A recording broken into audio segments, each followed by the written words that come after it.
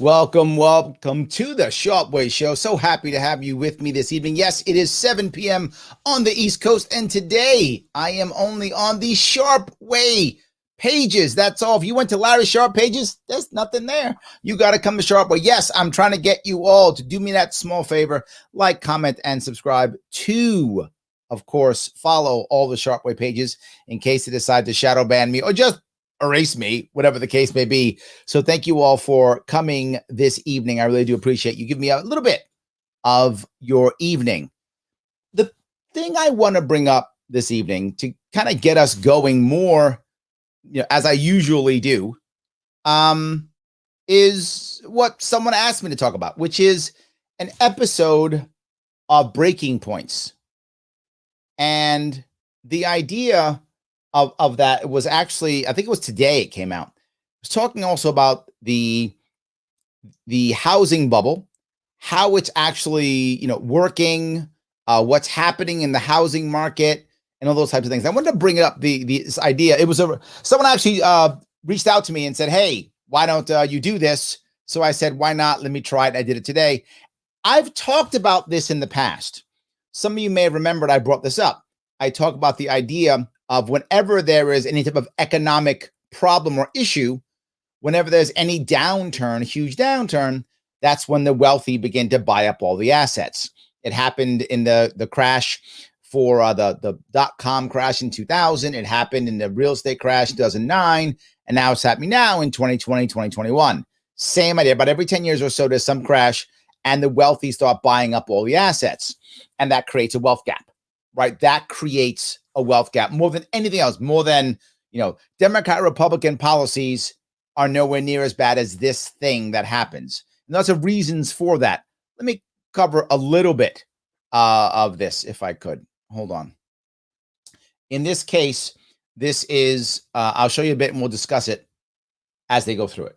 We're looking at. There's actually a lot of interesting going on with this. Oh, yeah. We've been covering now for quite a while about Tell me how long. Wild housing market. I did a radar back when we were at Rising about. It isn't that wild. It is the same as it always does. So it isn't that wild. Article pointing out that now if you sell your home, very likely that permanent capital is going to be the buyer. They're coming in with all cash. They're outbidding first-time attempted home buyers. So let me explain what that means for those of you who aren't sure. Permanent money, right, or permanent capital means larger organizations, entities that are put together that have lots of money. These are organizations like hedge funds, like private equity firms, sometimes just an organization an entity is put together so that wealthy people can put all their money together. It could be a sovereign fund. So those who don't know what a sovereign fund is, a sovereign fund, if you have a country, generally speaking, that's not a democracy. It's not 100% rule, but generally speaking, it's not a democracy, or that at least has more authoritarian views to it. It will often have a fund. So imagine all of our tax dollars or revenue that the United States made, that it made its own fund, right? So it'd be America Fund, right? And then that fund would go out and act and try to make money and pay it back and make more money for the nation. That's called a sovereign fund. Norway has one.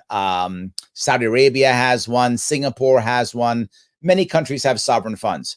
But so that's permanent capital. That money's not going away. That's what she means. It's not like me or you going to buy a house. These organizations have lots of money. And the reasons why they make money is because they have so much money. That's basically what she means by permanent capital. Profile this couple that's like trying to buy a house. It's in like Allentown, Pennsylvania, or something. Not a major metro area, but this had come to small towns. And they had this stat in here about how 1/5 of the buyers of single family homes are now permanent capital, private equity. So imagine this. Imagine you're like, you know what? I'm going to go buy a new house. So you decide you want to go buy a new house. Good for you. You find the nice house you want. And to her point, it doesn't have to be New York City. She's talking like Allentown, Pennsylvania, or a regular town or city that you want to go to. You go there. There is a 1 in 5 chance that whoever's competing against you is going to be some type of hedge fund, private equity firm. You might say, well, Larry, it doesn't matter. That's the free market, right? Look, they compete. I compete. Yeah, I mean, in theory, that's true. But you know what you're doing? You're hoping that your mortgage is approved and you get you go to your bank and all that kind of stuff, they're writing a check right there. So say your house, for sake of argument, costs $200,000, right? You say, yes, I'll get a mortgage. I have whatever, 20% or whatever amount of money you require. I'll get a mortgage right now. Here comes guy from Capital, says, I'll write you a check today. Just write you a check. In fact, when you want 200,000, I'll give you 220 today. I'll write a check right now. Who's it out to? Like, that's how they come in. Now, obviously, they're not actually coming in with a check, but their concept is, I'll write the check now. How do you compete with that? But not just that, they have tons of money. Tons of money. So they literally can purchase 4, 5, 6 houses, 10 houses, 100 houses. In certain cases, several hundred houses. How can you compete with that? You can't. And you might say, well, wait a minute, Larry, so I'll buy another house. Yeah, you're right. If this is a one, in 1,000 times it happened, that's true. But what happens when like every other house is being bid on by this? It raises the value of the house. So now the bubble goes up. Now here's the problem with that. In a bubble, right? Now all of a sudden you have to spend so much money for your house and then you go underwater. When did that happen? Oh, 10 years ago. Happening again. And guess who's the culprit? The same people. In particular. And there was a tweet about this article that's been out for a while and specifically focused on BlackRock that just went wildly viral. BlackRock is a very good bad guy, right? It is, right? BlackRock sounds bad, big money, hedge fund, whatever. And yeah, they're doing it, but so are tons of others. BlackRock is a good target. It makes sense, makes for good, TV and such, and for good stories, but it isn't just BlackRock. Yeah. On the internet. So that's the first layer of the story. Then we'll get to some of the like right-wing reaction to it. That's also interesting. But it was fascinating to see how this story that's been out there bubbling under the surface for a while. I talked about this literally years ago. Years ago. This is a thing. This has been happening forever. And it isn't always just BlackRock, right? Literally what they'll do is they'll make another company. Like they'll make a company. It's called, I don't know, Bob's Holding Company, and then BlackRock will put whatever, $10 million in it, and then 3 or 4 other billionaires will put $100 million into it, or whatever, and then maybe some BlackRock executive will run it. So it's not BlackRock; it's Bob's private equity company, but it's the same thing. It's completely exploded on the internet because people are experiencing this in their own lives and in their own neighborhoods. I mean, yeah, listen, if you're trying to sell a house, people are coming in with cash offers, et cetera. So that's great deal for you. But for a long time, we were being sold this narrative that the reason housing prices were going up is because the professional managerial class were making different choices and they were buying up homes, et cetera, et cetera. Well, that is part of it too, right? The people who have decided to leave the cities, that is true, right? So I don't want to act like that's not, that's not happening. That is.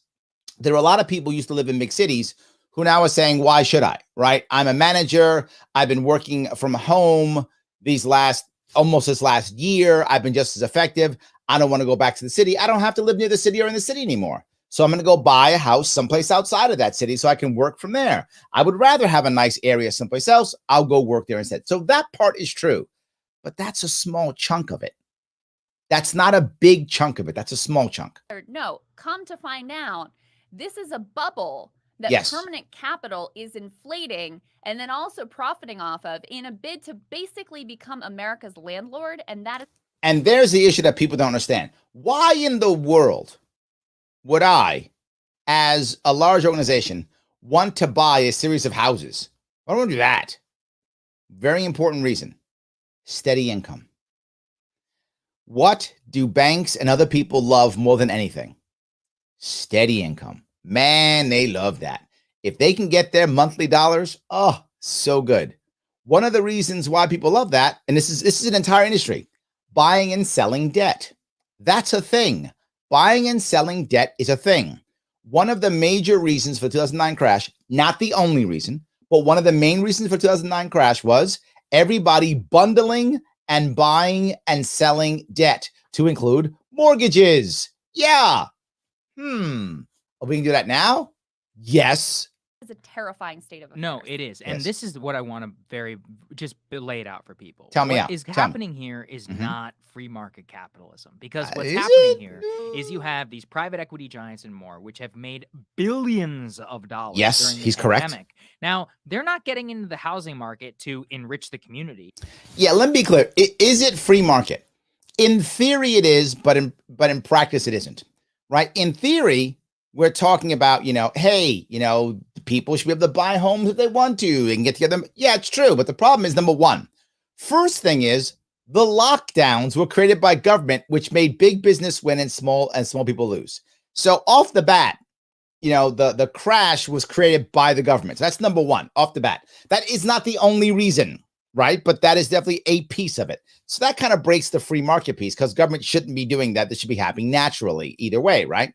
But I'm still not done.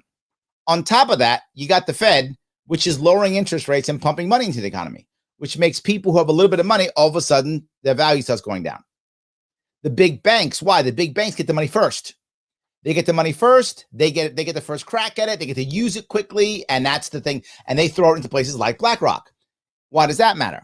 Well, one of the reasons is because banking has become investment banking. And one of those reasons is because of the ending of the Glass-Steagall Act, which the end happened in 1999, I think. I think Clinton was the one who got rid of that. And that broke the wall between investment banking and savings and loans. And again, if you're a hardcore libertarian, you might say, why does that matter? Here's why. Culturally. You might say, well, Larry, people should be able to put their money into banks and gamble if they want to. Agreed. Not going to fight you on that. But culturally, what Americans have believed and thought their entire life is that there was a difference between retail and commercial banking. Retail banking was supposed to be the safe, boring banking. I go and get my car loan from that bank, or I go and I get my mortgage from that bank. I get my life insurance from that bank, right? I put my savings account in there and I get, I get some decent interest. Doesn't happen now, but used to be. I get interest from that. I would save my rainy day fund, all that stuff. I remember when I was a kid, I think my first bank account, I was 15 or 16 years old, something like that. And I went and got a bank account and they gave me like electric can opener as a gift and I give it to my mom, right? I tell the story often. That's a common thing. And that was what it used to be. Not anymore. Now banking is investment banking. You know where you get your car loan from? You don't get it from a bank. You get your car loan from the financial company that is the car dealer. So if you buy a Honda, you don't go to a bank and get your car loan. You get your car loan from a Honda Finance or Toyota from Toyota Finance. So now everyone's become a big bank because you can. It's easy to do so. And you might think, well, wait a minute, Larry. So it's a mortgage. So what can I do with that? They do what they always do: buy and sell it. Because now savings and loans can be investment banks. They're all the same. So now they don't care about your savings account anymore. They don't even care about your mortgage, really. What do they want to do? Buy and sell your debt or sell your product so they can put it into the market. Do you think most people know that their mortgage is in a market? They don't believe that. That should never happen. How could you lose my mortgage? How can my mortgage collapse? That can't happen. Yeah, it can. My life insurance is in the market? Yeah, it is. Yeah. It's all in the market. And when it collapses, well, then what happens? We all lose everything. And now you're 70 years old and you have to go back to work. That's what happened in 2009, 10, 11, and 12. We saw it again and again and again. College funds, trashed. They throw everything into the market. That's a problem. We should have you should know. You should be able to say, you know what? I'm putting my money into an investment bank. Great. You know you're rolling the dice. You know they're going into the market. You know they're buying and selling stuff. No worries. You made a decision. Good on you. Or I'm putting my money into a savings and loan. They are not going to do that stuff. They're going to be calm, cool, collected, not do crazy stuff. They're not going to sell that house eventually. This is about creating a permanent middle class rentier class. The worst thing that they've ever lost. And he's totally correct on this. Right now, well, that's not true, not right now, but it has been a situation where it's a general rule. People who, once you move into the upper middle class, you no longer rented. There were some exceptions to that, obviously, particularly some parts of large cities where the rent, your high rent was actually a sign of wealth or power or strength for having a high rent. So there are certain areas in large cities that was not true. But as a general rule, once you move to a middle class or middle class, you no longer rented. You owned something. That was a way that most people thought, oh, I'm moving up because I now own something. They're trying to make it to where you only own something if you're wealthy. Out on. Remember, poor are already extracted to the tune of hundreds of billions of dollars in terms of late fees and all these other things that landlords. And let's be clear about this. This is another piece he brings up, which is very true. Many of the poorest renters in our country are ignorant to how it works. Their assumption always was there's a deal, right? I'm a renter and I'll pay my rent and you'll make sure my house is fine as I pay the rent for that. That was the assumption. That's not how it works. They batter the renters terribly. And this is why they try to make renters' rights a thing. I get that concept completely. They try to find laws and rules to put it in, to save and protect the renters. And I get that knee-jerk reaction. Renters are being battered. He is correct. What happens is a hedge fund basically is your landlord. The hedge fund doesn't care about anything except get your money. They'll throw you out in a heartbeat if they can, raise the rents. They don't care. That you make a mistake, they have fees and fines, and the contracts are so just put into their favor. You have no chance of doing anything. You just screwed being someone who is a poor, an unsophisticated renter with a hedge fund. You are literally things like if you're late a day, you got to pay X dollars per day late times this, to where all of a sudden you owe so much, you're never going to pay your rent. You're going to leave, you're going to get evicted and still have to pay them. You're going to get evicted, still have to pay them while someone else is paying rent. That's the kind of stuff he's talking about that happens all the time. I'm doubling, tripling your rent because you don't realize what you've done all the time. And of course you might say, buyer beware. Okay, I get that. But here's what winds up happening. The government wants to step in and say, let's protect the renter. All right, I like that idea. You care about people. Intent is good. But you create some rules or laws to stop that. Well, who's writing those rules or laws? Those same lobbyists who are part of the hedge fund. So they write those rules or get around those with their lawyers, or then hope, even they can't, they hope that the individual renter even understands those rules and then is able to mount some kind of legal defense against them. They're a hedge fund. You're not going to beat them. That's not going to happen. No. So who does it actually hurt? Who do the regulations in the attempt to help the renter actually hurt? The small guy, the little guy or gal who only has 1 or 2 or 3 units, because they don't know it either, but the renter might. And the renter now takes advantage of the small guy and hammers the hell out of him or her. And now she's screwed. That's who actually gets screwed. The big players don't get screwed. If they would have been screwed, they wouldn't be doing this. The fact that 1 in 5 is already happening, that more and more people are having their landlords be hedge funds, is proving that the regulation doesn't work. And in fact, you're seeing so many small people lose their homes and sell their homes to these hedge funds, shows it's not working. So what's our answer? We'll regulate more. That is exactly the wrong answer. To go after them for a long time. But the middle class, the American dream, has always been, okay, if you save up a moderate amount of cash over about a 5 to 10 year period, you can put a down payment on a reasonable house. You can buy that house. You can achieve your dream. You can have property, which is the single largest purveyor of intergenerational wealth, which gives your kids. Which, by the way, that's a bad thing. The fact that that's true is a bad thing, right? I get it. I'm not mad that it can happen. I hope everyone can buy property and pass it down to their kids or to their nephews and nieces or whomever they want to pass their property to. I hope they can. It's a good thing. But the fact that it's now become basically the only thing left, wow. Wow. It used to be you could literally just put money in the bank. And it used to be that the interest rate would easily beat inflation. Those days are long gone. Used to be easily beat inflation. You could put money in the bank and every month put some money in the bank and it would raise money. And then before you know it, you had a bunch of money. You had a chunk of money you could literally just give to your kids or your friends or your family or to yourself, whomever you want to give it to. Those days are gone. Now what do? You borrow against something. Now all we ever do is borrow against something. Well, think about it. When you have permanent capital, very easy to borrow to buy something else. And that's the point of permanent capital. A shot at having a better life than you. aka why we all live in this country. Yes. All right. So all that being said, they don't want any of that. It's very profitable to have monthly rent payments hit their bank account. So they are very willing to pay 100, 200K over asking price and buy up all of these new neighborhoods because.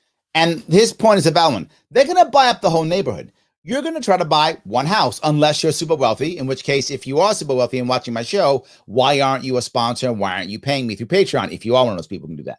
But assuming that you're not one of those people, I get it. Okay. If you're not one of those people, then all you're going to buy is maybe one house, maybe two. If you've got some good cash, you came into money somehow, maybe you'll buy two. These funds are buying up entire neighborhoods. So why would that matter?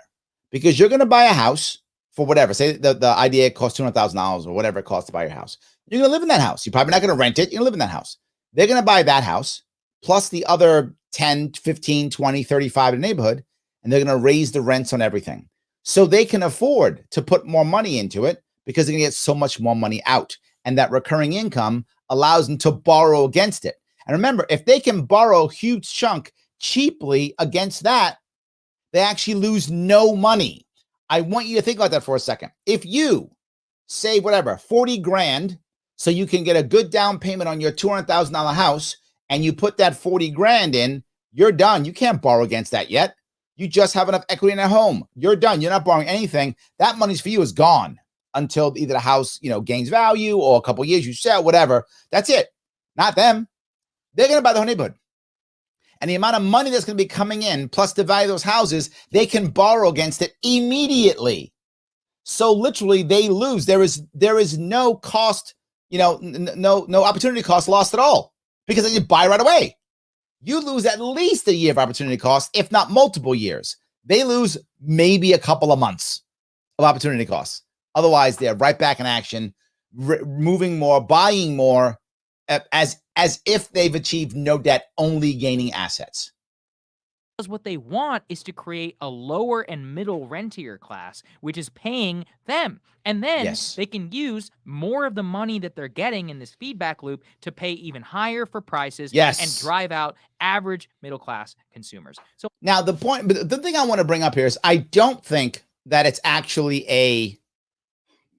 he sounds a bit conspiratorial to me. I don't think it's a conspiracy.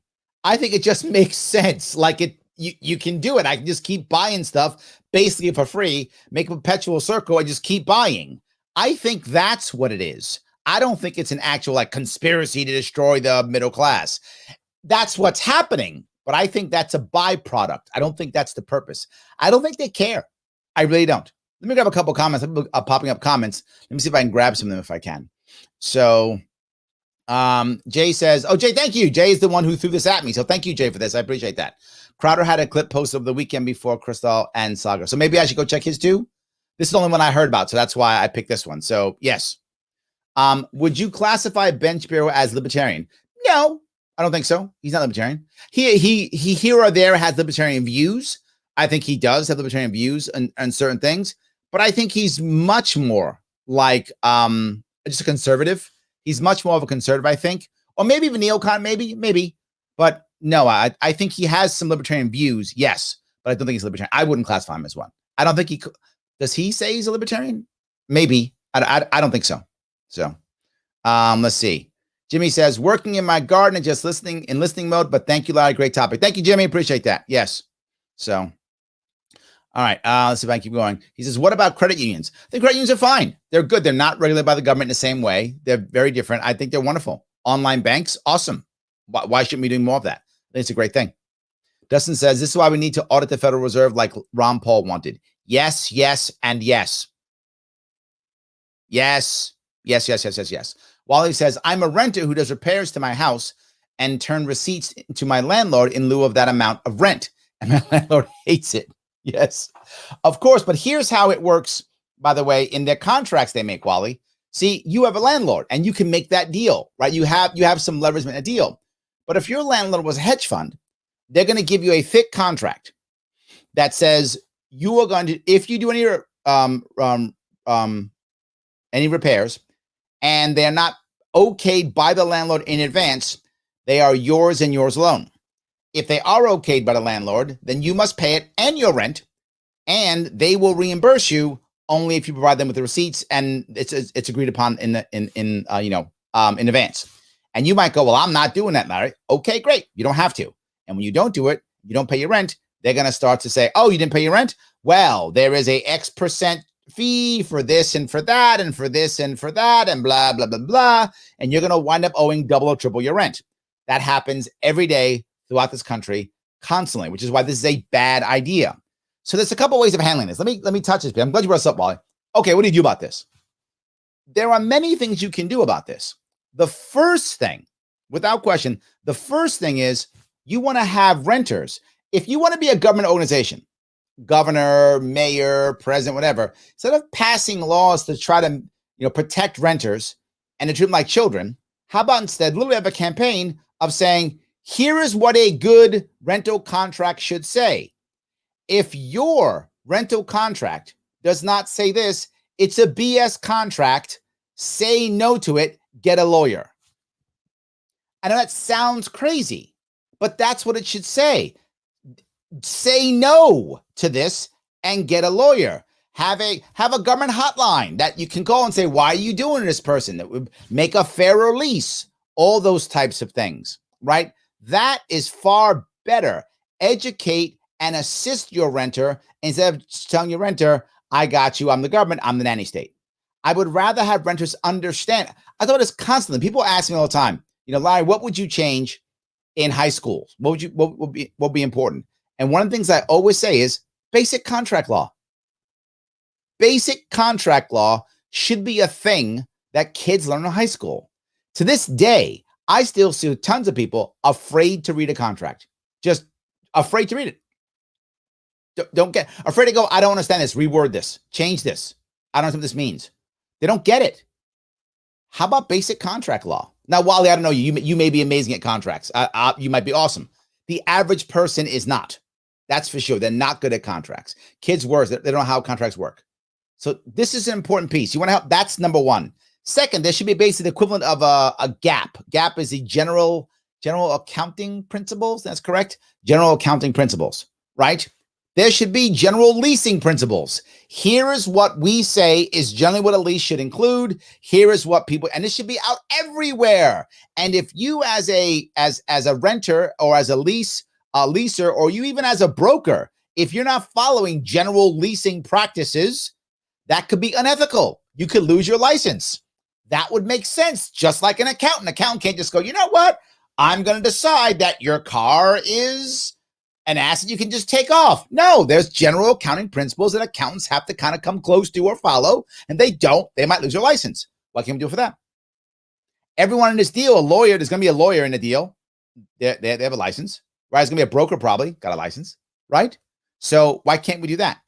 This is a way of actually making it work a whole lot better at a local level that any executive could do.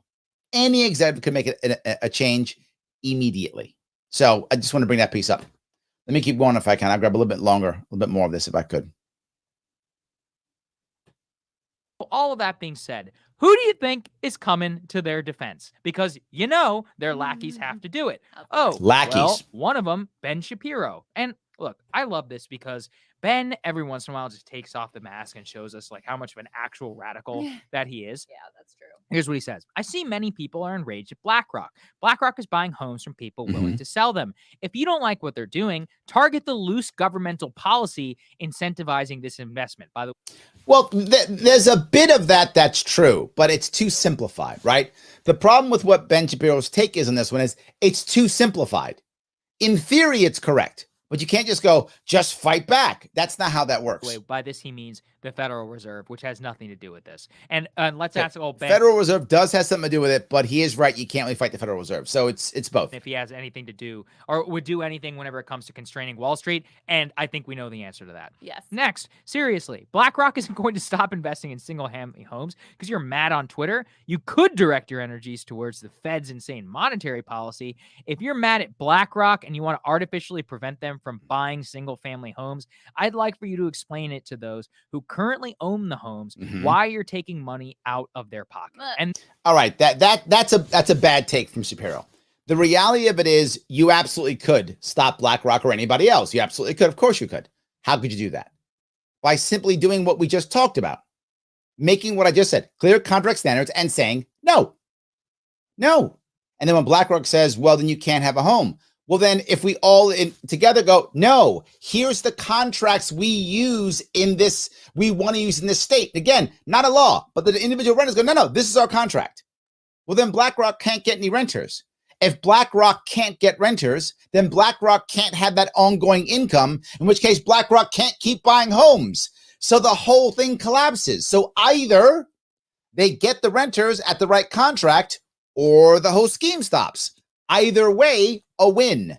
So you can get that to happen. But something else, I want you to think about what's been happening recently. How many companies have been doing the culture war stuff, right? Oh, what we'll do is because we're a bad company, you're right. So we'll send our executive through sensitivity training. See, because we care about you. They do that. Why would they send their people through sensitivity training? Because they want to look good, so you still buy their stuff. Clearly, they don't actually care about sensitivity training. That's totally relevant to the companies. They just want you to like them still, right? So they do that. Great. Well, you can tell them to have better contracts too, or you don't buy from them. You could have the government step in. I'm going to say as Libertarian, step in for only one thing: transparency in your transaction. So maybe if the companies are, whatever, Bob's private equity, you have to show, you make a rule. Look, if you're going to go through all my finances as a renter, which they are, if you ever rented, they do a background check on you, then I can do a background check on you. I want to know who puts money into your company. And that should be a law. If they can do it to me, I could do it to them. Let me see. Oh, BlackRock. No. No, you got to change that. I'm not paying this rent, or I'm not using that contract. That too. This has to be a cultural shift. Any legal shift is just going to be taken over by the people who put up the money into politics, the people who run places like BlackRock and such. So it's not going towards like taxing the rich. It doesn't work. You've got to have a cultural shift. This is what I'm talking about. By the way, it's still wrong, but you have to have it. Really what it is. He's like, look, if I get it, if you're selling your house, obviously you want the most amount of money. I'm not mad at you. What I am mad at is the fact that these private equity giants got enriched again to the tune of hundreds of billions over the last, because of government interference, over the last several months, and especially during this year. And I have a long-term dystopian vision. This is America. Property is the number one way that you get rich. That's it. That's how it works. I wish it was otherwise. But I'm with them on that one. I wish that was not the case. Sadly, it is. And you know what? It is ingrained in our DNAs. We're down here in Texas. I would be remiss. This was flagged to me. How hot is the Austin housing market? Shout out to the Austin American Statement. Homes are regularly selling for $100K or more above asking.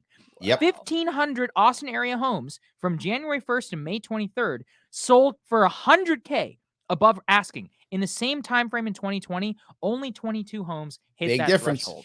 This is a combination of rich people who are moving here, as well as private equity giants and more who see that more PMCs are coming here and want to buy out all the real estate in order to rent to them. Like, this is... Yeah, and that's the issue, right? They want to buy the real estate not to sell it to them, so they can rent it to them. Remember I mentioned to you that the exception of that middle class piece, buying your own home, was that in certain large cities, you still did rent, right? That's a thing that in many large cities. Here in New York City, the Upper West Side, lots of people rent, most rent. Not all, some people buy, but most rent. And when they rent, they're renting at $3,000, $4,000, $5,000, $6,000, $7,000 a month in rent in those areas. And these are all the PMC, right? The professional management class, right? These are these people.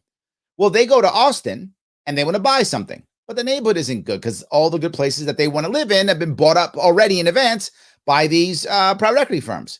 Well, guess what happens? The private equity firm goes, oh, no, our rent, it's not $7,000. No. It's only $5,000. Oh, $5,000. Ooh, deal from New York. This is awesome. It's only $5,000. Yeah, but the house here that would have cost you, $3 million in New York City, house here costs $300,000. So they're still making a killing. And the PMC's happy. And BlackRock's happy. Everybody's happy. And now all of a sudden they put them into the mode of you don't buy anymore, you just rent forever. That's a big issue. The renting forever piece is a big issue. The idea of more and more people being in that rental mindset, and the youngsters are heavily in that rental mindset. It's a big deal. Let me grab some more comments if I could.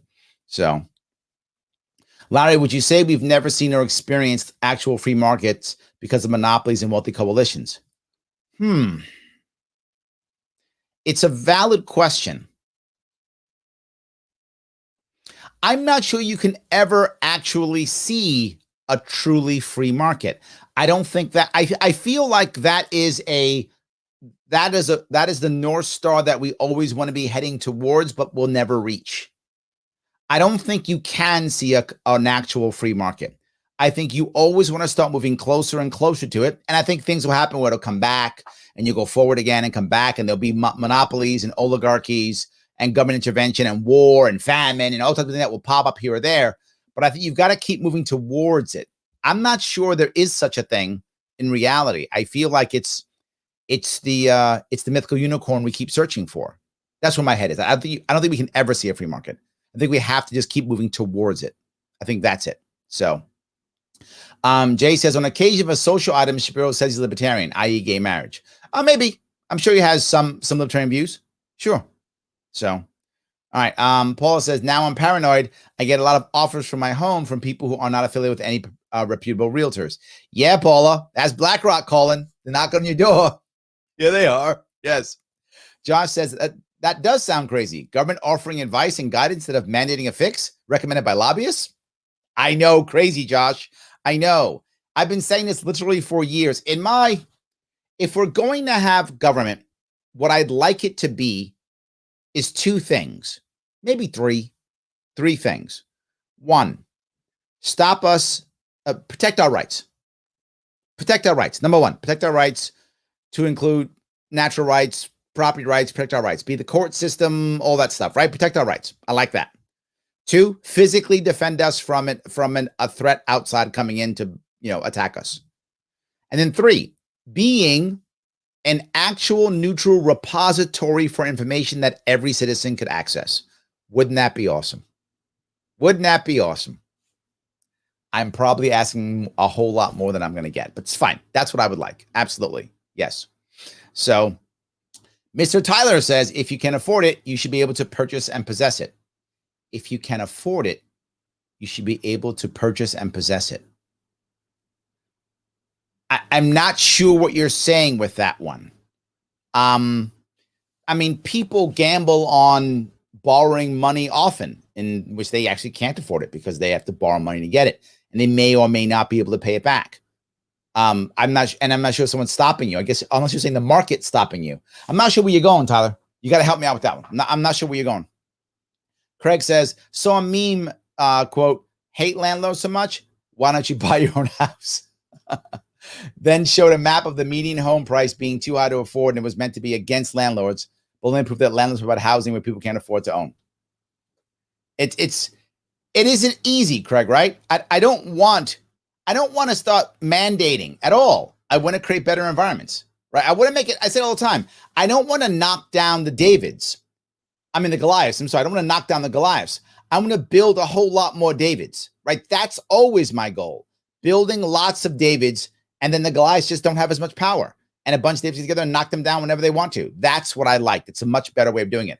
I'd rather have savvier, more aggressive support for renters than just knock down all the BlackRocks of the world. So the BlackRock has to get better, number one, or the scheme fails and BlackRock stops. Both are the right answer. But trying to regulate it just means BlackRock controls the regulation. That's not going to work.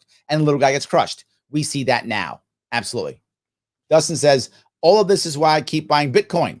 Smart contracts are changing the game in real estate. It's a huge disruptor of a lot of industries. It's a good point. Smart contracts are good. I like that. Ryan says, hey, just saying, Stacey Pressman for New York City mayor. I'm agreeing with you. Stacey Pressman's awesome. Hope you guys who are in New York can support her. That'd be amazing. Yes, please do that. Absolutely. So, all right. Only free market is in Ancapistan. Yes, if that ever happens, 100%. If that ever happens. I'm not sure that ever happens. So yes, let me grab a little bit more of this if I can. They do cover some other interesting pieces in this one. The antithesis of what the American dream is all about. And of course, they've got a bunch of people on their side like Shapiro, but there's a lot of neoliberals who agree with this stuff too. Well, yes. I love how he's like, why don't you direct your energies towards the Fed's monetary policy? Yeah.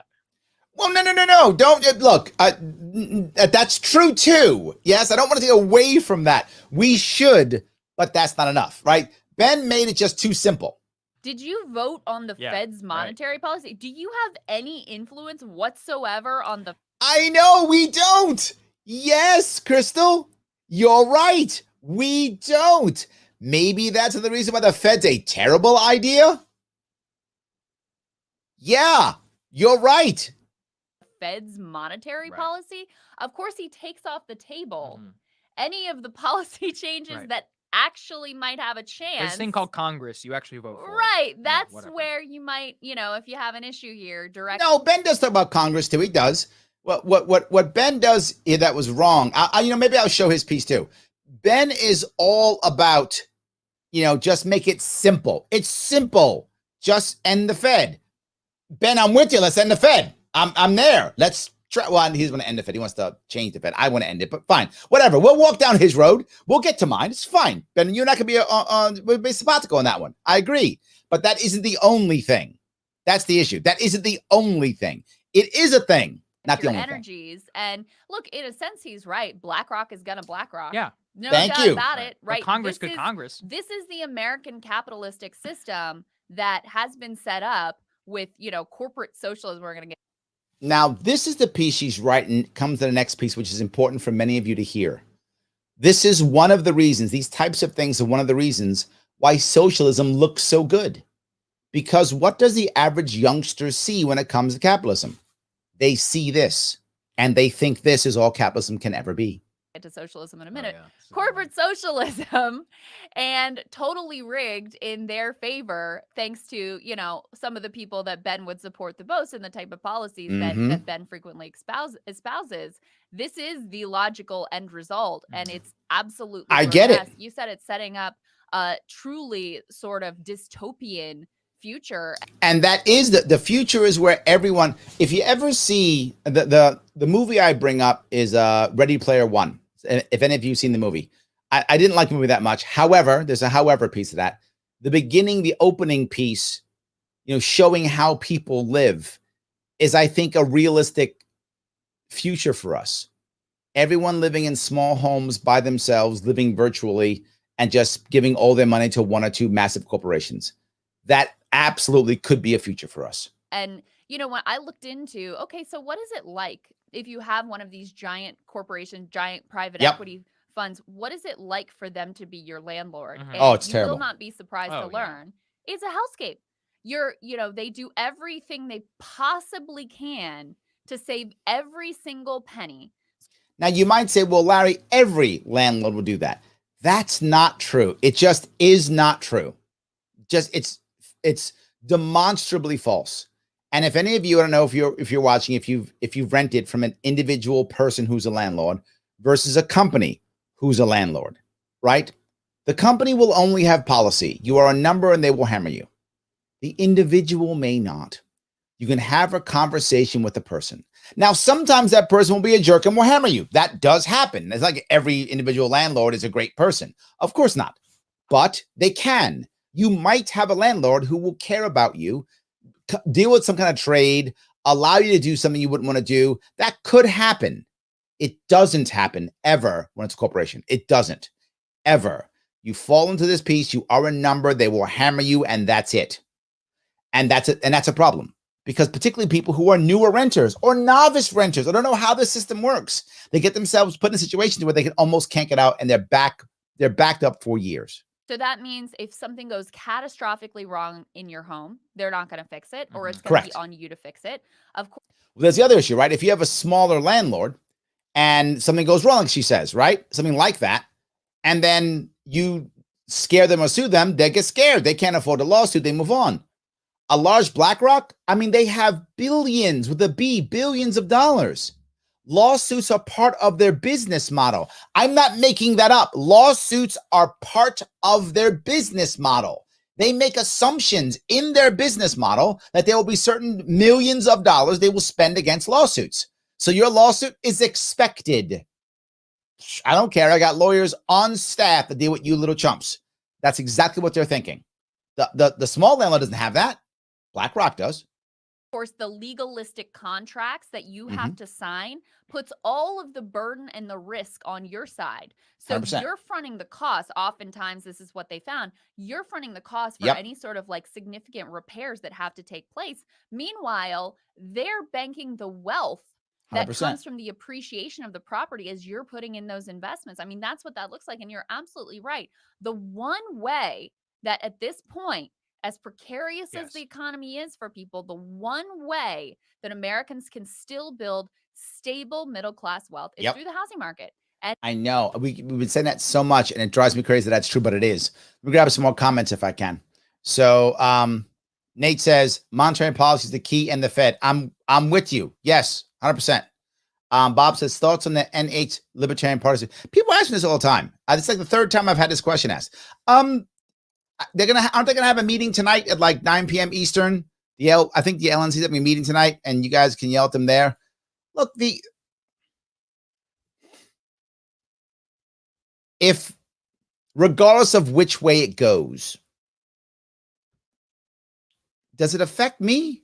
Does it affect us? It affects New Hampshire. Let New Hampshire handle it in the way that New Hampshire wants to handle it. When it comes to the National Party, I wanted to do really one thing: ballot access. That's it. Assist states with ballot access and get us ballot access for a presidential candidate every 4 years. That's what I wanted to do.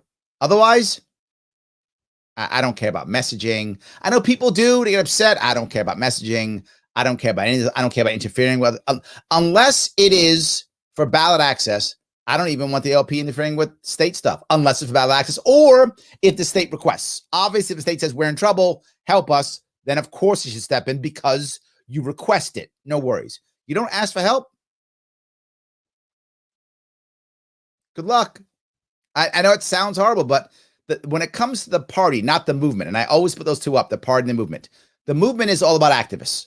All about activists. The party, all about candidates. If you don't have good candidates, what do I care if your party's doing well? So you've got a party that's functioning with no candidates or bad candidates. You're not making any impact. Just doing stuff. Good candidates. So does New Hampshire have good candidates running? Then I care. Let's help them out. Let's jump on them. They don't have that? Whatever. Good luck, New Hampshire. Whatever happens, happens. It's not my issue, right? I got my own issues here in New York. In case you hadn't noticed, I'm not a party anymore in New York State. I got my own issues. So I don't even have a party. It's fine. That's my view. I know it sounds callous, but New Hampshire will figure it out. There's savvy, smart people in New Hampshire. They will figure it out. Oh, good. So anyway, Tyler says, we live under cronyism, not capitalism. True. Yes, absolutely. Nate says, it's so backward that people conflate capitalism with the results that central banking has brought, especially considering central banking is a pillar of communism, according to the Marx Manifesto. Why don't Marxists know Marxism? Remember something. Marxism, as a general rule, is a religion. Many ideologies are, to include Marxism. So you don't have to actually know it to believe in it, right? I can be a Christian and not really know the Bible very well. Still be a Christian. Just how Marxists are. I'm Marxism. Do you know Marx? Yeah, not really, but I'm still Marxist. Similar thing, right? I can be Jewish and not really know, Torah very much. I can still be Jewish, right? I can still be Muslim and not really know the Quran very much. Could still happen. So I think it's very similar in that regard. I know it seems kind of jokey, but I'm serious. That's how it often works. Yes.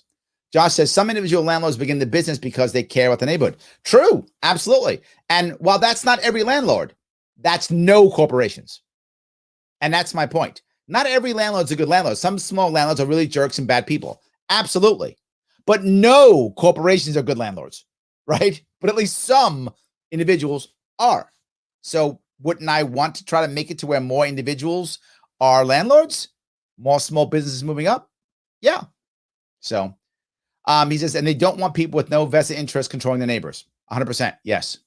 Tony says the corporation only cares about bottom line profit. They have to answer their investors. Yes, which is not a bad thing. And I'll go back to the same thing I bring all the time. I'm not against big business in general. I'm not against franchises. I'm not against franchises either.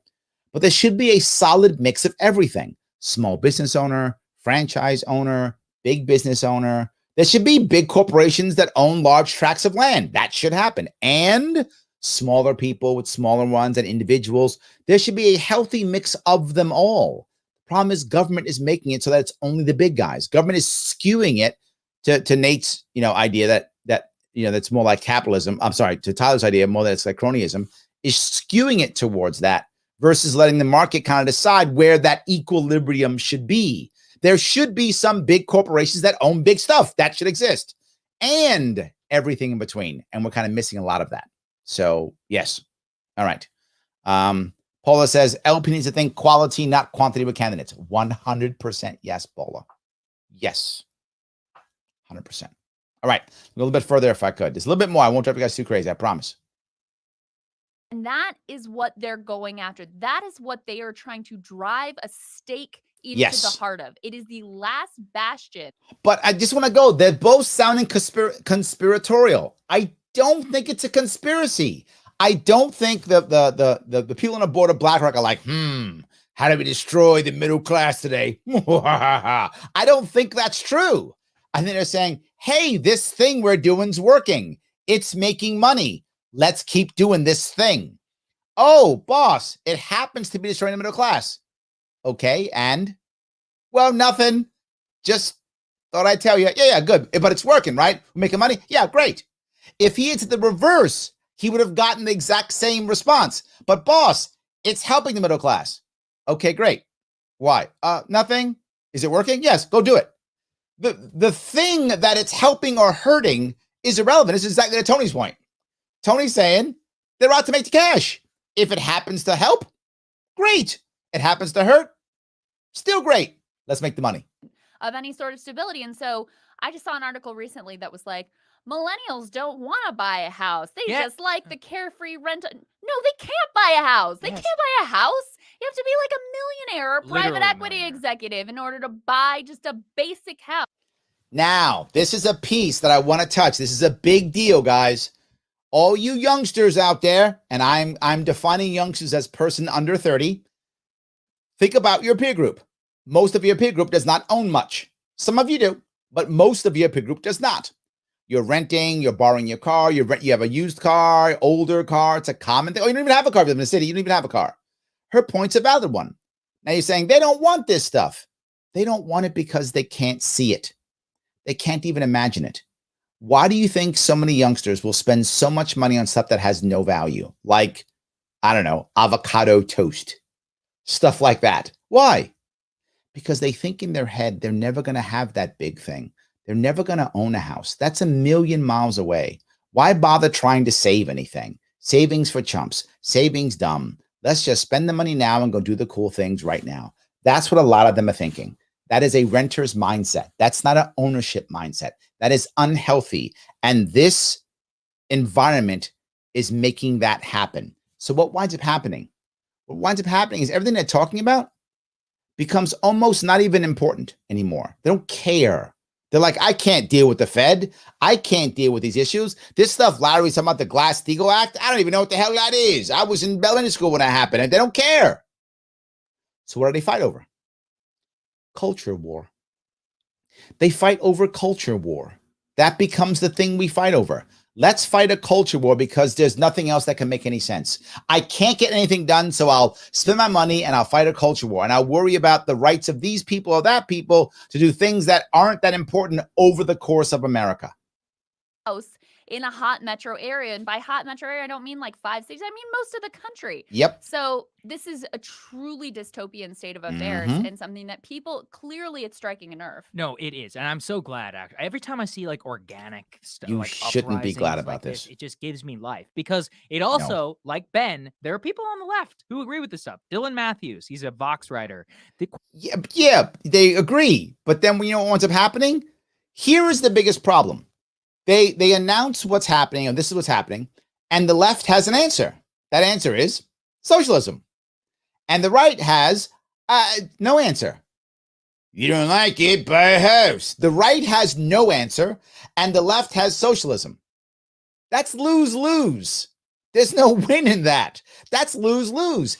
And if you're a youngster who doesn't see socialism like some of us gray-haired people do, right? You got a little bit of gray hair, you see socialism in a very different view. You used to remember the Soviet Union and communist China. These were scary things to you. Remember those things. I know. I was in the Marine Corps in the 80s. I know. That was scary to me. I didn't like that. I had friends who, joined the Marine Corps because they were from a former Soviet bloc country, or at that point, a current Soviet bloc country, and they were trying to get their citizenships. They were joining the military, risking their lives so they could get American citizenship, get American citizenship, right? That's how it was in the 80s. I don't know if that's still now. I don't know if that's now, but back then, if you weren't a citizen and joined the military, you got fast tracked to citizenship if you got an honorable discharge. So I don't know if that's still true, but that was true back in the 80s.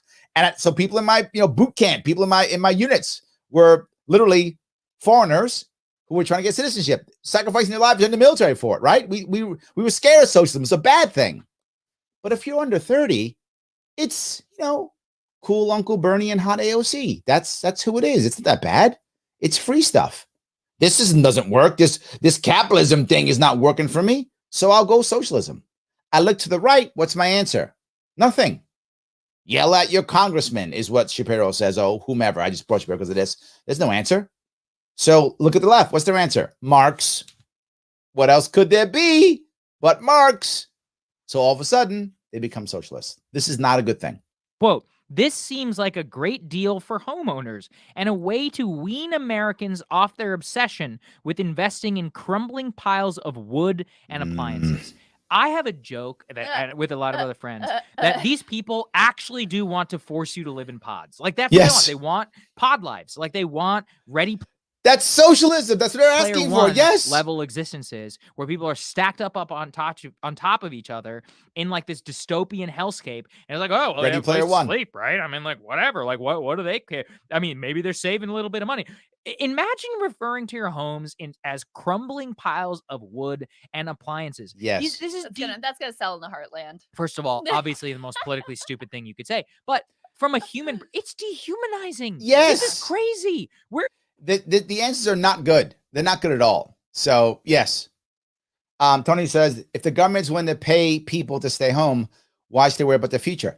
It's a valid issue, Tony. You're completely right. Right? If the second things go wrong, Big Daddy government starts writing you a check. Uncle Joe writes you a check as soon as things go wrong. It's a valid point. Absolutely. Jimmy says the right solution to the mess we are in is to have more corporatism. Then again, the left wants the same thing. That's true. Yes, that's true. But the left talks nicer about it. But yeah, you're right. In the state of Texas right now, the whole property is intrinsic into the blood of the state in terms of what independence and all that was fought over, but also she doesn't like that. Like the DNA of how people conceive of themselves. Now, once again, is that the perfect system? Probably not. It is not. But it is what it is. And at this point, if you're advocating for... you can't just go, it is what it is. I just want to make sure he doesn't simplify it too much. Buying a home is an issue. It absolutely is. And we should be concerned about it. Absolutely is. Right? It is. But we can fix more than one thing. And we could stop fighting culture wars and actually fix some of these problems. If the average American, when they're doing well, is more open to all forms of social change. If you're struggling to pay your bills and you're a white guy, do you care about immigrants coming into the country? No. You got your own bills. Why are you giving the immigrants the money? That's how you would think, of course. And it's just a white guy. Say you're a Hispanic person. You're some guy who came up here from Mexico, and you've built yourself a little bit of a family, and you're now making some money, and you got to pay for your kids to go to college. Do you care about the new people coming across the border? You're like, I'm here trying to pay for my kids to go to college. Why are you taking my money? You stop feeling that. But what about when you're doing well? You've got the cash. You're paying your kids college. It's not a big deal for you. You can get past it. You're all right with it. Or college isn't so expensive. Or you're that same white guy who's not struggling anymore. Now you're paying your bills fine. You're going on vacation a couple of times a year. You're doing fine. Now when I come here and go, hey, can you help me out with the poor guy coming across the border? You go, yeah, let's talk about that. Okay, let's talk about that. I'm open. Let's have a conversation. When people are struggling, they don't want to hear about the other. When people are doing well, they're open to it. Okay, let's have a conversation. People are okay spreading some of the wealth when it's voluntary and they're doing well. They're not okay when they're struggling. It's just common sense. Let's focus on all of us becoming stronger so that we are more happy to have the conversations to help those who aren't too. On the side of BlackRock, imagine thinking, this seems like a great deal for homeowners and then for all these people who are just going to be, imagine paying your check once a month to BlackRock. As you say, oh, your sink is broken, screw you. You know why? Because it's not like my house. If you're a starter landlord or whatever, your sink is broken, you're like, hey, man, this is my house. You know, you got to make sure I fix this. All of that. You know, I got to. His point's a valid one, right? So you don't get your sink fixed, but then you don't pay your rent. You go on a rent strike. You can't go on a rent strike against BlackRock if you don't have a lawyer. I'm just telling you. You might think you can. You can't. You are getting physically thrown out. Physically, the sheriff is coming, kicking in your door, and throwing you out. Why? Because the people on BlackRock, they write checks to the local sheriff, they write checks to the local mayor, they write checks to all those people. They are coming into your home, kicking your door and throwing you out, see you in court. Hope you can afford a lawyer without a house. Sent this to somebody else. BlackRock, they don't care. They'll literally sue me. They'll be like, sue me. Go ahead. Yes, what are you going to do? You're not going to sue it. So, you can't do anything. You have no rights. I have some questions here. Yeah. Is Dylan Matthews, who obviously is neoliberal, writing for very neoliberal. Is he calling for like the abolition of private property? A lot of them do it. No. A lot of them do it. Why in the world would youngsters think that the abolition of private property is a good deal? Because of stuff like this.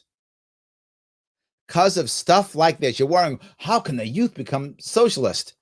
They're answering your questions right now. This is how. If we don't find an answer for this, instead start fighting culture wars, and if we don't fix this, they're all going to go this route. Of course they would. Of course they would. Listen, they believe this stuff. I would agree with the sentiment that we are too dependent on building wealth in. Yes, she's right. Emotionally, I get what she's saying. It doesn't feel good. That's true. And I can acknowledge the feeling without making a bad policy, right? And I think we should. We shouldn't just attack the youngsters who feel this way, attack the socialists. I get their emotion. We should respect the emotion. Okay, it feels bad. It doesn't seem to be working. Okay, now let's find some real answers versus instead destroying private property through houses. Yes, I would agree with that. But you can't rip the rug out from under people without anything to replace it. Then you're just making everybody worse off. If you've got another oh, hey, we're going to build wealth in this other way. Okay. And make it okay for you or help you to have a dignified life. They're totally correct in this. Okay. Then maybe we can talk about that. But you can't just pull the rug out from under. I've got one more though that we have to get to because I definitely this is actually a good one. I definitely want your response to this. Yeah. Marjorie Taylor Greene, MTG herself, her response to this was to say socialism, period.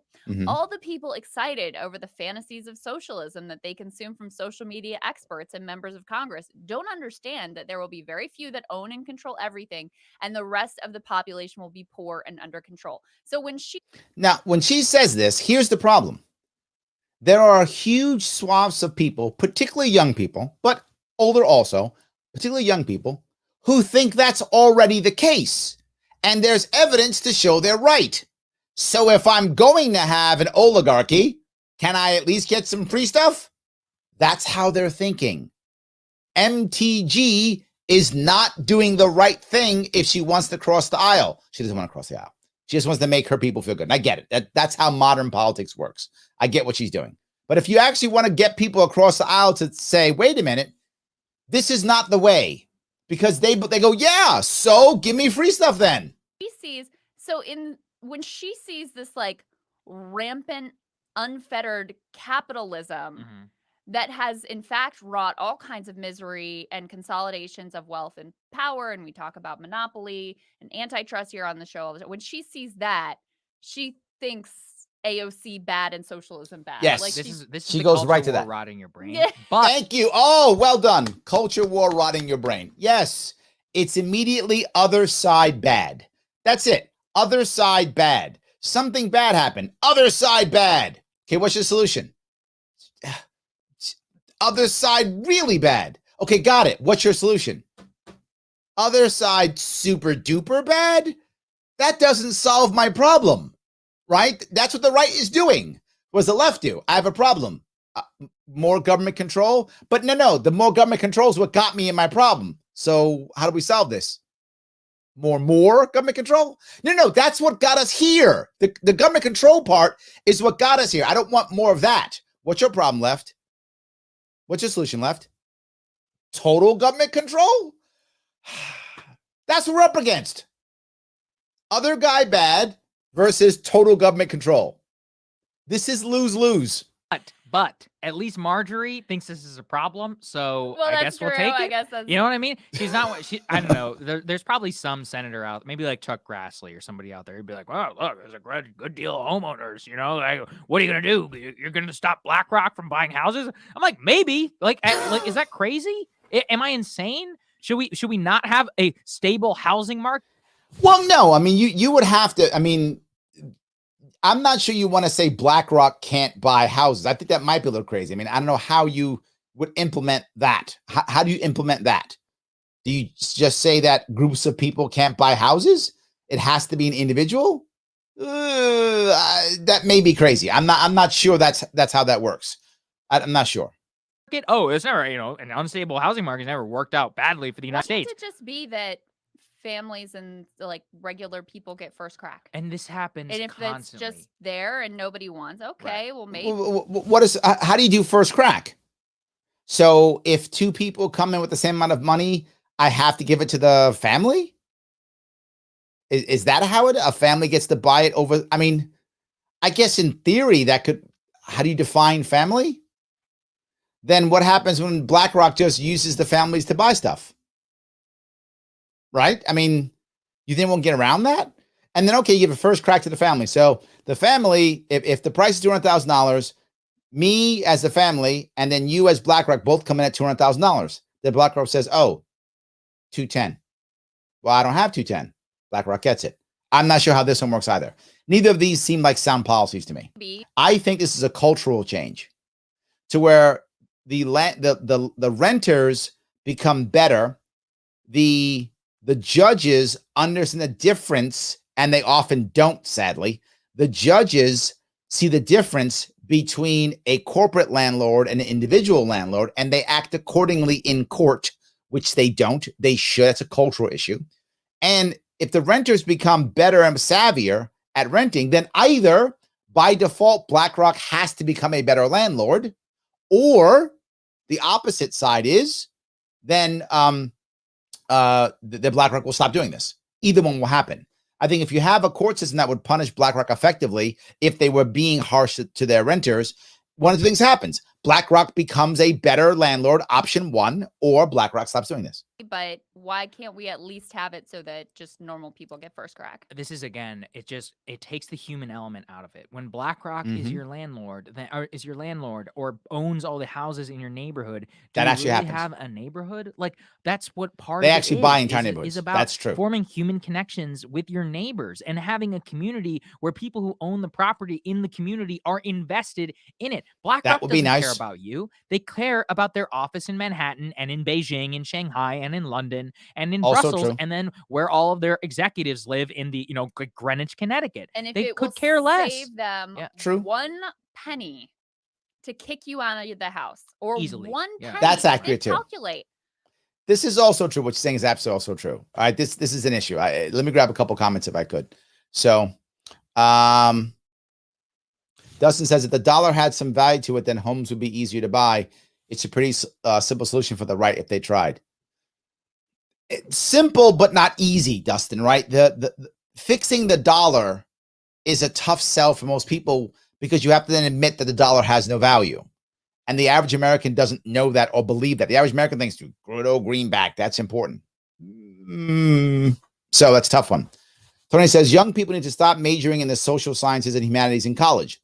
It requires skills that people gladly pay money for, like accounting, finance, engineering, electricians, carpentry, plumbing. Acquire skills that will pay higher salaries. Art history is not going to afford an apartment in cities like New York. I would argue, Tony, that I go further than you. You say college, I say high school. I would even go to high school. If you look at what most high school students are learning now, the vast majority of them will never use any of it ever again. And I'm not joking. The vast majority will never use any of the things they're learning in high school ever again, ever. That's why most of them even care about it. They know it has no value, right? Most of them are marking time to get into college. I would say what you're saying, but earlier. Start that in high school. Why aren't we talking about basic accounting in high school? Why isn't that a normal thing? Why not? Why isn't how to pay a credit card bill? Why aren't interest payments a thing? Basic banking, basic finance. I'm not asking them to go out there and start closing deals and buying, and buying and selling companies. I'm not saying that, but basic finance. Why isn't that there? Carpentry and plumbing, all those things. I'm completely agreeing with you. I just think earlier. I think you don't go far enough, Tony.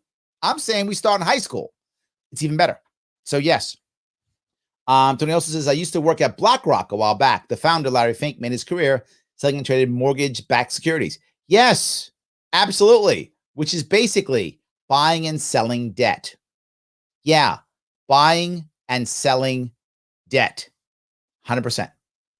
Paula says, why aren't we talking about welding and plumbing in high school? Yep, your plan for high school is spot on, Larry, 100%. See, I'm more radical than Tony. Tony thought he was radical. I'm more radical than him. Absolutely. I think in my view, you should leave elementary school being able to survive basically in our nation. If you leave elementary school, basic math, basic reading and writing, you can survive in our world once you leave elementary school. Once you leave high school, which I think should end at 16, you should be able to function as an adult, right? You should be able to function as an adult, which means you should probably know how your toilet works. I mean, what's wrong with I've literally shown my daughters how they don't know how the toilet works. I show them how it works, right? Stuff like that. How to write a check. I mean, do you write checks anymore? But credit cards, how those work. Basic banking. These are skills that in most high schools you don't learn. We're worried about let's pass our test and that's about it, right? Basic everything. It's not a bad idea. I love the idea. Then if you want to go to get something, then go to college. If you want to become a doctor, lawyer, whatever, credentialed. If you want to do something that requires credentialing, then go to college, right? You want to be a teacher or whatever. These are all credentialed things. Medical field, medical professional, engineer, go get credentialed. That's important. You got to be credentialed to do those things. Go do it. You don't want to be credentialed? Why are you going to college?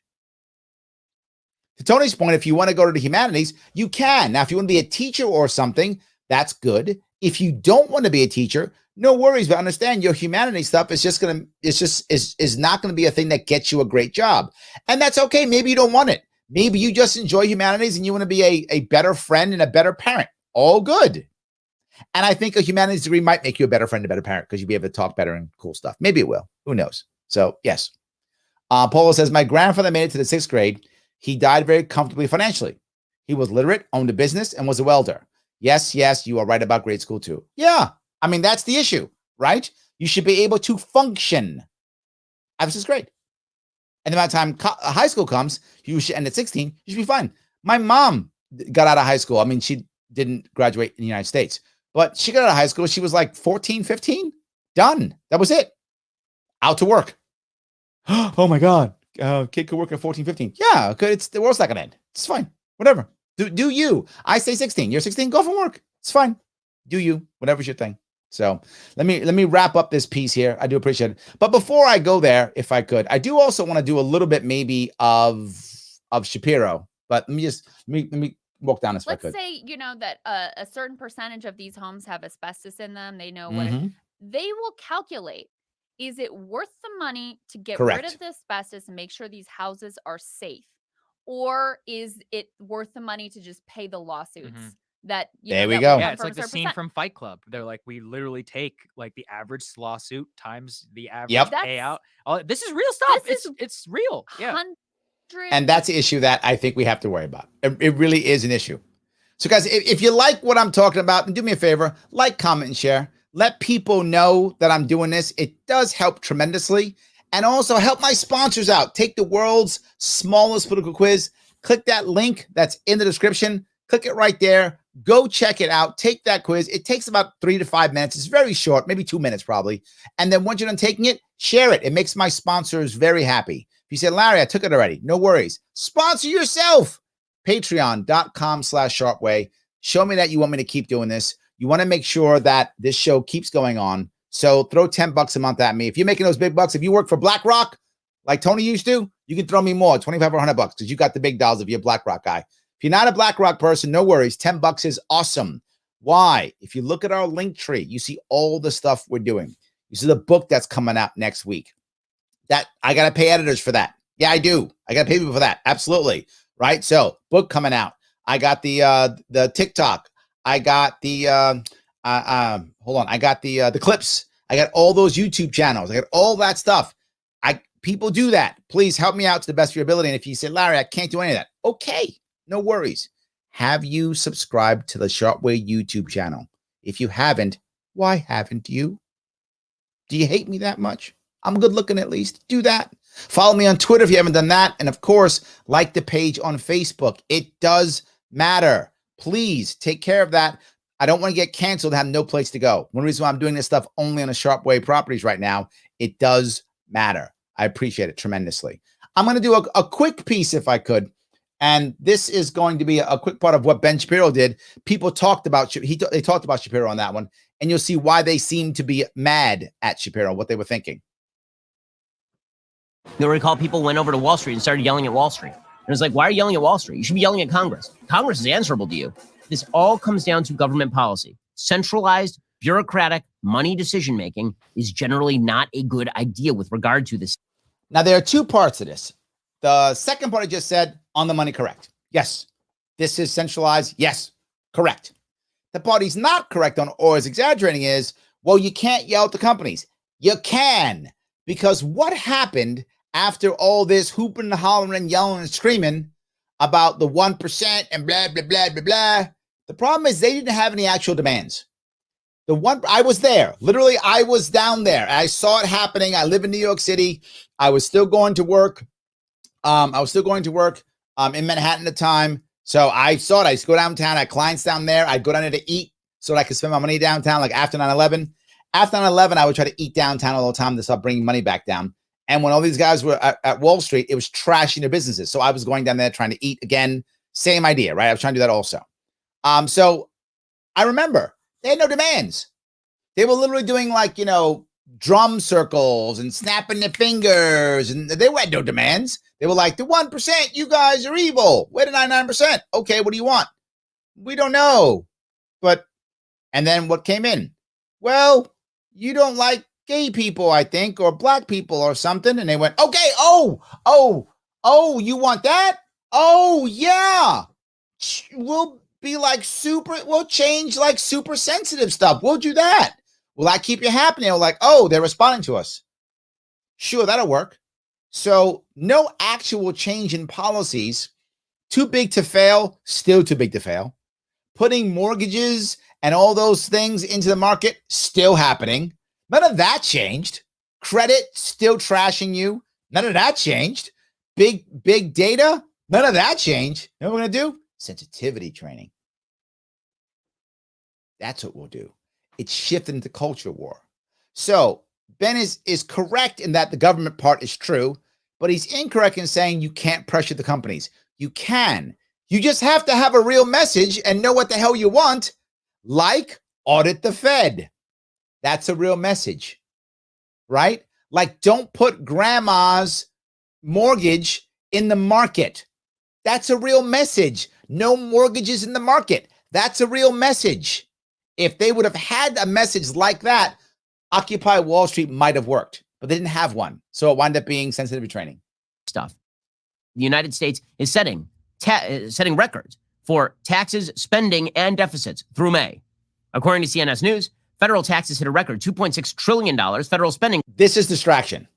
He's correct and has nothing to do with this. He's correct. Nothing to do with this. Climbed to $4.6 trillion as October through May, resulting in a federal deficit of $2 trillion. That's just October through May. Yes, agreed. Which is just an astonishing nothing increase in the federal deficit over the course of essentially half a year. This is why Krystal and Saager were upset with him, because he had a good thing up front and then used distraction for the rest. Just said he did what the other person did too. Same thing. Left bad, other person bad. That's what he actually did versus having an actual answer. That is wild stuff.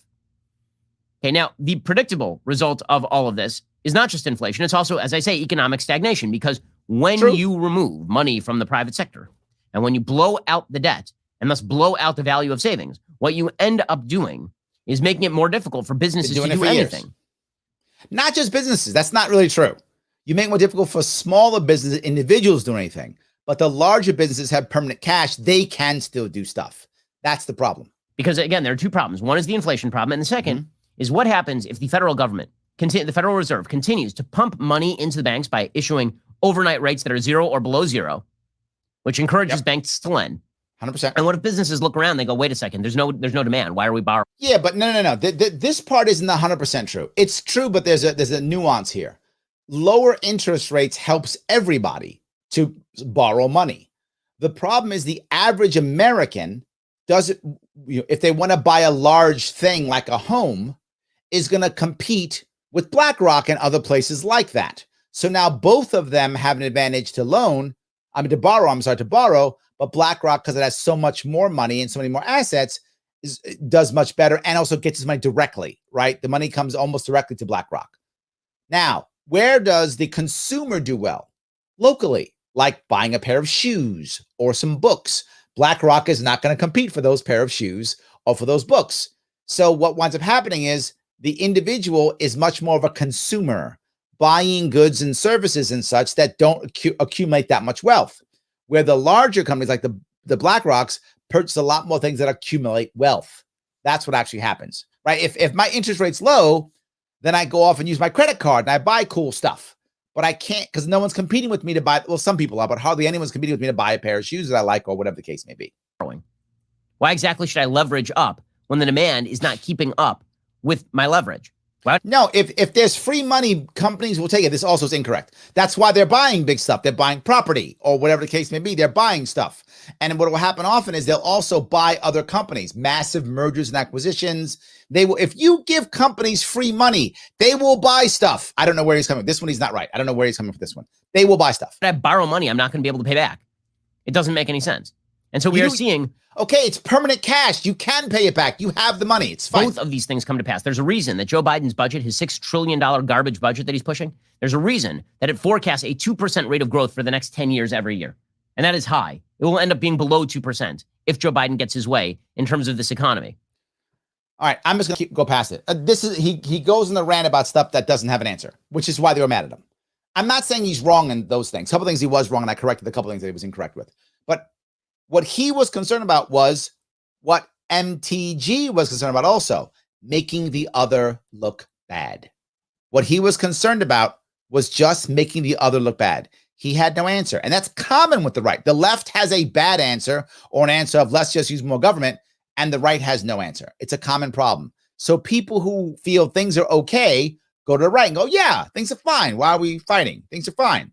People who are unhappy go, oh, maybe we should go to the left. They have an answer. And we get free stuff. All right. Nate says, regarding asbestos, regulation in states like New York make abatement instantly more expensive. 100% true. Yes, absolutely. Which leads to more cheating and danger. The worst part is that the regs are nonsense. As soon as the abated asbestos is transported, it's regulated by DOT instead of DOL. Oh, I didn't even know that. Oh, interesting. Okay. That means straight to the transfer station where the load that runs over and pops bags and the dust gets broadcasted with the wind. Nate, you just downer. I'm sure you're right, though. Yes. Desiree posts, education is not merely neglected in many of our schools today, but replaced to a great extent by ideological indoctrination. Thomas Owell. Yes. 100% yes. Absolutely. I see that constantly. It is. I see it in my own daughters. I see it in my own daughters. They're constantly trying to ask me for stuff, going through homework with me all the time. 100%. Yes. So, all right, guys. I hope this was interesting for you. Thank you so much for spending some time with me this evening. The awesome Sharpe Way properties. Please follow all my Sharpe Way properties. Please do that. It's important. I don't want to get canceled off of my Larry Sharpe stuff. So please jump on a Sharpe Way. It helps tremendously. I'll be back here tomorrow evening, Wednesday evening, back here. I will talk to you all very soon.